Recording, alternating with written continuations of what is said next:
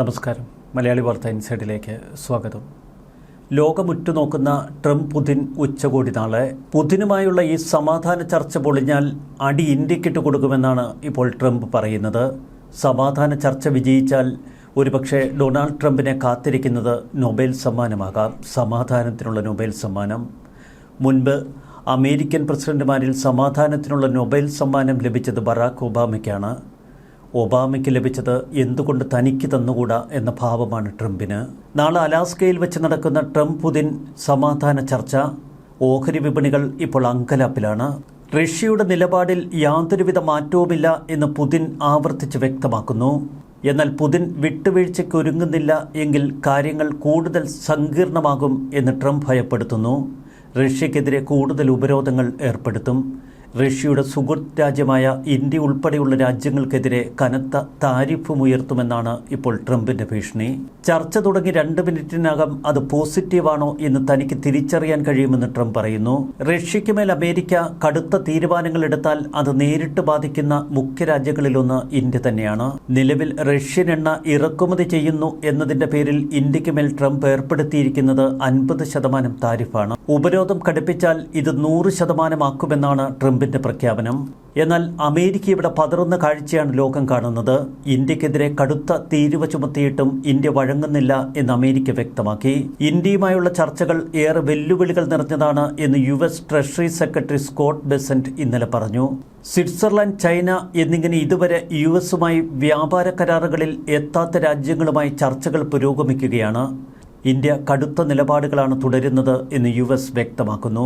വ്യക്തമായ പഠനങ്ങൾ ഇതിനിടയിൽ പുറത്തുവന്നു. ഇതും അമേരിക്കയെ അങ്കലാപ്പിലാഴ്ത്തി. ഇന്ത്യ ഒരു വ്യാപാരാധിഷ്ഠിത സമ്പദ് വ്യവസ്ഥയല്ലെന്നും അതുകൊണ്ട് തന്നെ ട്രംപിന്റെ കനത്ത തീരുവ ഇന്ത്യയെ സാരമായി ബാധിക്കില്ല എന്നും S&P ഗ്ലോബൽ റേറ്റിംഗ്സ് പറയുന്നു. ഇന്ത്യ മികച്ച സമ്പദ് വളർച്ച തന്നെ നേടുമെന്നാണ് S&P ഗ്ലോബൽ റേറ്റിംഗ്സിന്റെ വിലയിരുത്തൽ. കഴിഞ്ഞ വർഷം നൽകിയ പോസിറ്റീവ് റേറ്റിംഗ് തുടർന്നും ഇന്ത്യക്ക് നിലനിർത്താൻ കഴിയുമെന്ന് അവർ പറയുന്നു. GDP-യിലേക്കുള്ള കയറ്റുമതിയുടെ കാര്യത്തിൽ US-ഉമായുള്ള ഇന്ത്യയുടെ എക്സ്പോഷർ വെറും 2% മാത്രമാണ്. അതുകൊണ്ട് തന്നെ ഇന്ത്യൻ സമ്പദ് വ്യവസ്ഥയെ യാതൊരു തരത്തിലും US-ന്റെ നടപടികൾ ബാധിക്കില്ല. ഫാർമസ്യൂട്ടിക്കൽസ്, കൺസ്യൂമർ ഇലക്ട്രോണിക്സ് എന്നിവയുൾപ്പെടെ US-ലേക്ക് കയറ്റുമതി ചെയ്യുന്ന പ്രധാന മേഖലകളെ ഇപ്പോൾ തീരുവയിൽ നിന്ന് ഒഴിവാക്കിയിട്ടുണ്ട് ട്രംപ് ഭരണകൂടം. അതുകൊണ്ട് തന്നെ കയറ്റുമതിയുടെ ഒരു ഭാഗത്തെ മാത്രമാകും ഇപ്പോൾ ടാരിഫ് വർധനവ് ബാധിക്കുന്നത്. ദീർഘകാലാടിസ്ഥാനത്തിൽ ഇന്ത്യൻ സമ്പദ് വ്യവസ്ഥയ്ക്ക് വലിയ പ്രത്യാഘാതമുണ്ട് എന്ന് കരുതുന്നില്ലെന്നാണ് സാമ്പത്തിക വിദഗ്ധർ പറയുന്നത്. US ടാരിഫുകൾ ഇന്ത്യയിലേക്കുള്ള നിക്ഷേപ പ്രവാഹത്തെ ബാധിക്കുമോ എന്ന ചോദ്യത്തിനും വിദഗ്ധർ ഉത്തരം നൽകുന്നു. കഴിഞ്ഞ കുറച്ച് വർഷങ്ങളായി China +1 എന്ന സങ്കല്പം ലോകത്ത് നിലനിൽക്കുന്നു. അതിൽ ചൈനയ്ക്കൊപ്പം കരുത്തോടെ നിൽക്കുന്നത് ഇന്ത്യയാണ്. ആഭ്യന്തര ആവശ്യങ്ങൾ നിറവേറ്റുന്നതിനാണ് കമ്പനികൾ ഇന്ത്യയിൽ ബിസിനസ്സുകൾ സ്ഥാപിക്കുന്നത്, വ്യവസായശാലകൾ തുടങ്ങുന്നത്. അതുകൊണ്ട് തന്നെ ആ ഒഴുക്ക് ഇന്ത്യയിലേക്ക് തുടരുമെന്ന് വിദഗ്ധർ പറയുന്നു. പ്രത്യേകിച്ച് S&P ഗ്ലോബൽ സ്റ്റഡീസ്. പല ബിസിനസ്സുകളും US-ലേക്കുള്ള കയറ്റുമതി മുന്നിൽ കണ്ടല്ല ഓരോ രാജ്യങ്ങളിൽ ആരംഭിക്കുന്നത്. ഇന്ത്യൻ ഉപഭോക്തൃ നിര തന്നെയാണ് പല വ്യവസായികളെയും ഇന്ത്യയിലേക്ക് ആകർഷിക്കുന്നത്. വലിയ ആഭ്യന്തര വിപണി ഉള്ളതുകൊണ്ട് തന്നെ ഇന്ത്യക്ക് ഭയപ്പെടാനൊന്നുമില്ല. ഇന്ത്യയിൽ വളർന്നു വരുന്ന ഒരു മധ്യവർഗം വലുതായിക്കൊണ്ടിരിക്കുന്നു. ഇന്ത്യയിൽ കൂടുതൽ നിക്ഷേപം നടത്താനും കയറ്റുമതി ചെയ്യാനും ആഗ്രഹിക്കുന്നവർക്ക് അതുകൊണ്ട് തന്നെ അത് കൂടുതൽ പ്രേരക ശക്തിയാകും. താരിഫ് യുദ്ധത്തിലൂടെ ഇന്ത്യയെ സമ്മർദ്ദത്തിലാഴ്ത്താൻ കഴിയില്ല എന്ന് തിരിച്ചറിഞ്ഞിരിക്കുന്നു US. അതുകൊണ്ട് തന്നെ മറ്റു സമ്മർദ്ദങ്ങളും ഇന്ത്യക്ക് നേരെ US പയറ്റുകയാണ്. ഇത് സംബന്ധിച്ച് ഒരു വിശദമായ വിലയിരുത്തൽ മുൻ നയതന്ത്രജ്ഞൻ വികാസ് സ്വരൂപ് നടത്തുന്നു. അദ്ദേഹം ഒരു എഴുത്തുകാരൻ എന്ന നിലയിലും നേരത്തെ കാനഡയിലെ ഹൈക്കമ്മീഷണർ എന്ന നിലയിലുമൊക്കെ ഏറെ പ്രശസ്തനായിരുന്നു. അമേരിക്കയും പാകിസ്ഥാനും തമ്മിലുള്ള സാമ്പത്തിക താൽപ്പര്യങ്ങൾ ഹ്രസ്വകാല അടിസ്ഥാനത്തിലുള്ളതാണ് എന്ന് അദ്ദേഹം പറയുന്നു.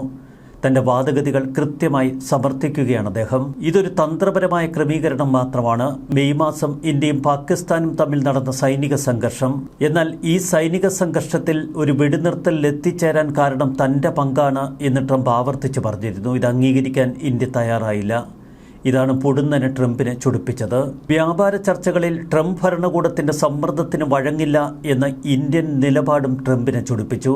US പ്രസിഡന്റ് ഡൊണാൾഡ് ട്രംപിന്റെ താരിഫ് വർധനവ് അമേരിക്കൻ ഉപഭോക്താക്കളെയാണ് നേരിട്ട് ബാധിക്കുക എന്ന് വികാസ് സ്വരൂപ് പറയുന്നു. അമേരിക്കയിൽ പണപ്പെരുപ്പം വർദ്ധിക്കുമെന്നും അദ്ദേഹം പറയുന്നു. ഈ താരിഫുകൾ എന്തിനാണ് ട്രംപ് ഇന്ത്യക്ക് മേൽ ചുമത്തിയത് എന്ന് വിശദമാക്കുകയാണ് അദ്ദേഹം. ഒന്ന്, ഇന്ത്യ ബ്രിക്സിൽ അംഗമായത് ട്രംപിനെ ചൊടിപ്പിച്ചു. ഡോളറിന് പകരമുള്ള ഒരു കറൻസി സൃഷ്ടിക്കാൻ ശ്രമിക്കുന്ന ഒരു അമേരിക്കൻ വിരുദ്ധ സഖ്യമാണ് ബ്രിക്സ്. ഇന്ത്യ ബ്രിക്സിൽ അംഗമാകുന്നത് ഏറ്റവും അധികം ഭയത്തോടെ കണ്ടിരുന്നത് അമേരിക്ക തന്നെ. ഇന്ത്യ പാകിസ്ഥാൻ വെടിനിർത്തലിൽ ഒരു ബാഹ്യ മധ്യസ്ഥത സ്വീകരിക്കാൻ ഇന്ത്യ തയ്യാറായിരുന്നില്ല. ഇതും ട്രംപിനെ ചൊടിപ്പിച്ചു. ഉപഭൂഖണ്ഡത്തിൽ ആണവ സ്ഫോടനം തടഞ്ഞത് താനാണ് എന്ന ട്രംപിന്റെ അവകാശവാദം പൂർണ്ണമായി ഇന്ത്യ തള്ളിക്കളഞ്ഞു. ഇരു രാജ്യങ്ങളെയും പ്രതിസന്ധിയുടെ വക്കിൽ നിന്ന് പിന്തിരിപ്പിച്ചത് താനാണ് എന്ന് ട്രംപ് ഇപ്പോഴും ആവർത്തിക്കുന്നു. ഇന്ത്യ തന്റെ പങ്ക് അംഗീകരിക്കാത്തതിൽ ഏറെ അസ്വസ്ഥനാണ് ട്രംപ്. പാകിസ്ഥാൻ അദ്ദേഹത്തിന്റെ പങ്ക് അംഗീകരിക്കുക മാത്രമല്ല, സമാധാനത്തിനുള്ള നൊബേൽ സമ്മാനം ട്രംപിന് നൽകണമെന്ന് ലോകത്തോട് അഭ്യർത്ഥിക്കുകയും ചെയ്തു. ഇന്ത്യയുടെ കാർഷിക ക്ഷീരമേഖലകളിലേക്ക് കൂടുതൽ പ്രവേശനം നൽകുന്നതിനുള്ള സാധ്യതകൾ ട്രംപ് തേടിയിരുന്നു. പരമാവധി ആവശ്യങ്ങൾ അംഗീകരിക്കുന്നതിന് ഇന്ത്യയെ പ്രേരിപ്പിക്കാൻ ശക്തമായ സമ്മർദ്ദം ചെലുത്തുക എന്ന തന്ത്രവും ട്രംപ് പയറ്റി. എന്നാൽ കരുത്തുറ്റ ഇന്ത്യ എന്ന രാജ്യം അതിനെ പ്രതിരോധിച്ചു. അമേരിക്കയുടെ പാലുൽപ്പന്നങ്ങൾ, കൃഷി, ജനിതക മാറ്റം വരുത്തിയ വിളകൾ എന്നിവ ഇന്ത്യയിലേക്ക് കയറ്റുമതി ചെയ്യുന്നത് ഏതു വിധേനയും സമ്മർദ്ദത്തിലൂടെ ചെറുക്കുകയായിരുന്നു ഇന്ത്യയുടെ നീക്കം. അത് രാജ്യത്തിൻ്റെ താൽപ്പര്യത്തിന് വിരുദ്ധമാണ് എന്ന് മോദി ഭരണകൂടം ആവർത്തിച്ചുറപ്പിച്ചു. കോടീശ്വരനായ അമേരിക്കൻ പ്രസിഡന്റ് വെറുമൊരു ഇടപാടുകാരൻ മാത്രമാണെന്ന് വികാസ് സ്വരൂപ്. സമാധാന നിർമ്മാതാവ് താനാണ് എന്നതാണ് ഇപ്പോൾ ട്രംപിന്റെ അവകാശവാദം. തന്റെ സവിശേഷത ഒരു വിൽപ്പന പോയിന്റാക്കി വെച്ച് വിലപേശുകയാണ് ഇപ്പോൾ Trump. Thailand, Cambodia, Rwanda, democratic republic of Congo, Armenia, Azerbaijan തുടങ്ങിയ രാജ്യങ്ങളിലെ സംഘർഷ സാഹചര്യങ്ങൾ ട്രംപ് പരിഹരിച്ചുവെന്നാണ് അദ്ദേഹം അവകാശപ്പെടുന്നത്. ഇവയിൽ ഓരോന്നിലും അദ്ദേഹം നേരിട്ട് ഇടപെട്ടിട്ടുണ്ട് എന്നതും സത്യമാണ്. ഇവയിൽ ഏറ്റവും വലുത് ഇന്ത്യയും പാകിസ്ഥാനുമാണ് എന്ന് അദ്ദേഹം കരുതുന്നു. കാരണം രണ്ടും ആണവ രാജ്യങ്ങളാണ്. മുൻപ് ഒബാമയ്ക്ക് ലഭിച്ച നൊബേൽ സമ്മാനം ഒബാമയേക്കാൾ മികച്ചത് ചെയ്യാൻ താൻ ആഗ്രഹിക്കുന്നുവെന്നാണ് ഇക്കുറി പ്രസിഡന്റ് സ്ഥാനത്തെത്തിയതിനു ശേഷം ട്രംപ് പറഞ്ഞത്. അദ്ദേഹത്തിന്റെ മനസ്സിലിരിപ്പ് വ്യക്തമാണെന്ന് വികാസ് സ്വരൂപ്. അമേരിക്കയ്ക്ക് പാകിസ്ഥാനോടുള്ള ചായ്വിന്റെ വിശദാംശങ്ങളും വികാസ് സ്വരൂപ് വ്യക്തമാക്കുന്നു. ഇന്ത്യയുടെ വിദേശ നയത്തെ അതിന് കുറ്റപ്പെടുത്താൻ കഴിയില്ല. ലോബിയിങ്ങിലൂടെ, തന്ത്രപരമായ ആശയവിനിമയ സ്ഥാപനങ്ങളിലൂടെ ഇസ്ലാമാബാദ് നിലവിൽ വാഷിംഗ്ടണിലെ അധികാര ഇടനാഴിയിലേക്ക് ചില പ്രവേശനങ്ങൾ നേടി എന്ന് അദ്ദേഹം പറയുന്നു. ചില ഇടനിലക്കാർ വഴി പാകിസ്ഥാൻ അമേരിക്കൻ പ്രസിഡന്റിന്റെ ശ്രദ്ധ പിടിച്ചുപറ്റി. അസിം മുനീർ വാഷിംഗ്ടണിലേക്ക് 2 തവണ സന്ദർശനം നടത്തിയതിന് പിന്നിലും വാണിജ്യ താൽപ്പര്യങ്ങൾ. എണ്ണശേഖരം എന്ന് വിളിക്കുന്ന വിഷയത്തിൽ അമേരിക്കയുമായുള്ള കരാർ അത് ട്രംപിന്റെ ലക്ഷ്യങ്ങളിലൊന്നാണ്.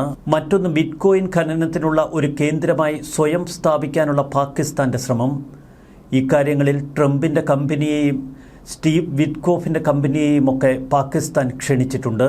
കഴിഞ്ഞ ഏപ്രിലിൽ പ്രസിഡന്റ് ട്രംപിന്റെ പിന്തുണയുള്ള ഒരു ക്രിപ്റ്റോ കറൻസി സംരംഭം പാകിസ്ഥാന്റെ ക്രിപ്റ്റോ കൗൺസിലുമായി ഒരു ലെറ്റർ ഓഫ് ഇന്റന്റ് ഒപ്പുവെച്ചു. ദക്ഷിണേഷ്യയിലെ ക്രിപ്റ്റോ രാജാവായി പാകിസ്ഥാൻ ഇപ്പോൾ സ്വയം വാഴാനുള്ള ശ്രമമാണ് നടത്തുന്നത്. പാകിസ്ഥാനിൽ ട്രംപിന്റെ കുടുംബത്തിന് ഓഹരികളുള്ള വേൾഡ് ലിബർട്ടി ഫിനാൻഷ്യൽ വഴി സ്റ്റീവ് വിറ്റ്കോഫിന്റെ കുടുംബത്തിന് ഓഹരികളുണ്ട്. അതിലൂടെ പാകിസ്ഥാൻ തങ്ങളുടെ ഒരു വിശ്വസനീയ പങ്കാളിയാണ് എന്ന് ട്രംപും സ്റ്റീവ് വിറ്റ്കോഫുമൊക്കെ വിശ്വസിക്കുന്നു. എന്നാൽ ഇതിനർത്ഥം ട്രംപും അമേരിക്കൻ ഭരണകൂടവും ഇന്ത്യയെ പൂർണ്ണമായി കൈയൊഴിഞ്ഞു എന്നല്ല. ഇന്ത്യയുമായി കൂടുതൽ അനുകൂലമായൊരു കരാർ ഉണ്ടാക്കാനുള്ള സമ്മർദ്ദ തന്ത്രങ്ങളാണ് ട്രംപ് അയറ്റുന്നത്. അതിനുവേണ്ടി പാകിസ്ഥാനെ ഉപയോഗിക്കുന്നു. പാകിസ്ഥാന്റെ പരമാവധി സാഹചര്യങ്ങൾ ട്രംപ് പ്രയോജനപ്പെടുത്തുന്നു. പാകിസ്ഥാനുമായുള്ള ബന്ധത്തിന്റെ അതേ കണ്ണാടിയിലൂടെ അമേരിക്കയും ഇന്ത്യയും തമ്മിലുള്ള ബന്ധത്തെ നോക്കിക്കാണരുത് എന്നതാണ് വികാസ് സ്വരൂപിന്റെ കാഴ്ചപ്പാട്. വാഷിംഗ്ടണും ന്യൂഡൽഹിയും തമ്മിലുള്ള ബന്ധങ്ങൾ ഇപ്പോൾ ഇടപാട് കുറഞ്ഞതും കൂടുതൽ തന്ത്രപരവുമാണ്. എന്നാൽ പാകിസ്ഥാനുമായുള്ള അമേരിക്കയുടെ ബന്ധം തന്ത്രപരവും ഹ്രസ്വകാല ലക്ഷ്യം ഉദ്ദേശിച്ചുള്ളതുമാണ്. പ്രധാനമായും ട്രംപ് കുടുംബവും വിറ്റ്കോഫ് കുടുംബവും പാകിസ്ഥാനിലെ ക്രിപ്റ്റോ കറൻസി ആസ്തികളിൽ നിന്ന് നേടാൻ ആഗ്രഹിക്കുന്ന സാമ്പത്തിക നേട്ടങ്ങൾ. പാകിസ്ഥാനുമായുള്ള ബന്ധം തന്ത്രപരമായ ഇടപാടുകളിലല്ല, മറിച്ച് താൽക്കാലിക ലാഭങ്ങളിലാണ്. ഇപ്പോൾ ഇന്ത്യയുമായി അമേരിക്ക നടത്തുന്നത് വലിയൊരു കൊടുങ്കാറ്റാണ്. ഈ കൊടുങ്കാറ്റുകൾക്കായി കാത്തിരിക്കുക മാത്രമാണ് ഇന്ത്യക്ക് ചെയ്യാൻ കഴിയുക. കൊടുങ്കാറ്റിന് ശേഷമുള്ള ശാന്തത, അതിൽ നേട്ടം കൊയ്യാൻ ഇന്ത്യക്ക് കഴിയും. ചൈനയുമായി കൂട്ടുകൂടി കിടപ്പിലായ പാകിസ്ഥാനാണ് ഇപ്പോൾ അമേരിക്ക കൈകൊടുത്തിരിക്കുന്നത്. ഇത് അമേരിക്കയുടെ ഭാഗത്തു നിന്ന് സംഭവിക്കുന്ന തന്ത്രപരമായ തെറ്റാണ് എന്ന് വരുംകാലം വിലയിരുത്തുമെന്ന് അദ്ദേഹം പറയുന്നു. ചൈനയാണ് യുഎസിന്റെ എക്കാലത്തെയും തന്ത്രപരമായ എതിരാളി. ഇന്ത്യയുടെ കാർഷിക ക്ഷീരമേഖലകളിലേക്ക് പ്രവേശനം നൽകുന്നതിനായി ട്രംപ് ഭരണകൂടത്തിന്റെ വ്യാപാര ചർച്ചകളും അതിന്റെ സമ്മർദ്ദങ്ങളും എന്നാൽ അതിനൊന്നും വഴങ്ങാതെ ശരിയായ കാര്യമാണ് ഇന്ത്യയുടെ ഭരണകൂടം ചെയ്തിരിക്കുന്നത് എന്ന് വികാസ് സ്വരൂപ് സാക്ഷ്യപ്പെടുത്തുന്നു. US നേരത്തെ ഇന്ത്യയെ ടാരിഫ് രാജാവ് എന്നാണ് അഭിസംബോധന ചെയ്തത്. എന്നാൽ ലോകത്തിലെ താരിഫ് രാജാവ് ഇപ്പോൾ അമേരിക്കയാണ്. കണക്കുകൾ പരിശോധിച്ചാൽ ഇക്കാര്യം വ്യക്തമാകും. ഒരു ഭീഷണിക്ക് നിങ്ങൾ വഴങ്ങിയാൽ ഭീഷണിക്കാരൻ തൻ്റെ ആവശ്യങ്ങൾ വർദ്ധിപ്പിച്ചുകൊണ്ടിരിക്കും. പിന്നെ കൂടുതൽ ആവശ്യങ്ങൾ നിങ്ങൾക്ക് മുന്നിൽ വയ്ക്കും. അതുകൊണ്ട് നമ്മൾ ശരിയായ കാര്യമാണിപ്പോൾ ചെയ്യുന്നത് എന്ന് ഞാൻ വിശ്വസിക്കുന്നു. ഇന്ത്യ വളരെ വലുതാണ്. മറ്റൊരു രാജ്യത്തിൻ്റെയും പിൻഗാമിയാകാൻ കഴിയാത്തത്ര അഭിമാനകരമായ രാജ്യം. 1950-കൾ മുതൽ നമ്മുടെ വിദേശ നയത്തിൻ്റെ അടിസ്ഥാനം നമ്മുടെ തന്ത്രപരമായ സ്വയംഭരണമാണ്. ഡൽഹിയിലെ ഒരു സർക്കാരും അതിൽ വിട്ടുവീഴ്ച ചെയ്തിട്ടില്ല. പാകിസ്ഥാൻ അമേരിക്കയ്ക്ക് മുന്നിൽ ബഹുമുഖ ആവശ്യങ്ങളാണ് ഉന്നയിക്കുന്നത്. സിന്ധു നദീജല കരാർ ഇന്ത്യ താൽക്കാലികമായി നിർത്തിവെച്ചത് മുതൽ ഇന്ത്യയെ ഒരു ഭീഷണി എന്ന നിലയിൽ വരെ അമേരിക്കയ്ക്ക് മുന്നിൽ പാകിസ്ഥാൻ അവതരിപ്പിക്കാൻ ശ്രമിക്കുന്നു. പാകിസ്ഥാൻ സൈനിക മേധാവി അസിം മുനീർ ആണവയുദ്ധ ഭീതി ജ്വലിപ്പിച്ചത് അമേരിക്കയുടെ മണ്ണിൽ നിന്ന്. ഇത് ഭാവിയിൽ അമേരിക്കയെ തിരിഞ്ഞുകുത്തുമെന്നാണ് വികാസ് സ്വരൂപ് പറയുന്നത്. പാകിസ്ഥാൻ എപ്പോഴും ബാഹ്യ മധ്യസ്ഥത ആഗ്രഹിക്കുന്നു. എന്നാൽ ഇന്ത്യ ഒരിക്കലും ഒരു ബാഹ്യ ഇടപെടൽ ആഗ്രഹിക്കുന്നില്ല. ഇന്ത്യ കരുത്തുറ്റ രാജ്യമാണ്. അമേരിക്കൻ സമ്മർദ്ദങ്ങൾക്ക് മുന്നിൽ വഴങ്ങാതെ നിൽക്കുന്ന ഇന്ത്യ അങ്ങനെ ലോകത്തിന് മാതൃകയാകുന്നു.